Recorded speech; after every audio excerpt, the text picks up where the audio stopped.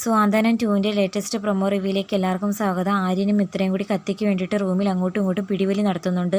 ഒടുവിൽ മിത്ര എങ്ങനെയെങ്കിലും കത്തി പിടിച്ച് മേടിക്കുന്നുണ്ട്. ആ സമയം ബാലൻ റൂമിലേക്ക് കയറി വരുന്നു. ബാലൻ പറയുന്നുണ്ട് ആര്യനോട്, ആര്യ നീ ഞാൻ പറയുന്നത് ഇനിയെങ്കിലും ഒന്ന് കേൾക്ക്. ഒന്നുകിൽ പഠിക്കാൻ പോകുക, അത് പറ്റില്ലെങ്കിൽ ഗോമതി സ്റ്റോറിൽ വാ. നീ വേറൊരിടത്തും പോയി കഷ്ടപ്പെടേണ്ട ഒരാവശ്യവും നിനക്കില്ല. അത്യാവശ്യം ന്യായമായ ശമ്പളം നിനക്ക് ഞാൻ തരാമെന്ന് പറയുന്നുണ്ട്. നീ ഗോമതി സ്റ്റോറിൽ വന്നാൽ മാത്രം മതിയെന്ന് ബാലൻ പറയുന്നു.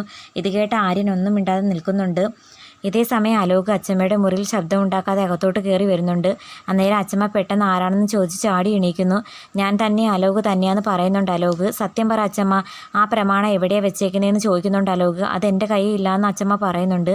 അച്ചമ്മ വെറുതെ നുണയൊന്നും പറയണ്ട, അത് മര്യാദയ്ക്ക് എടുത്ത് തന്നാൽ തരാൻ പറയുന്നുണ്ട്. അച്ചമ്മ പറയുന്നു, നിന്നോട് ഞാൻ പറഞ്ഞില്ലേടാ അതെൻ്റെ കയ്യിൽ ഇല്ലയെന്ന്.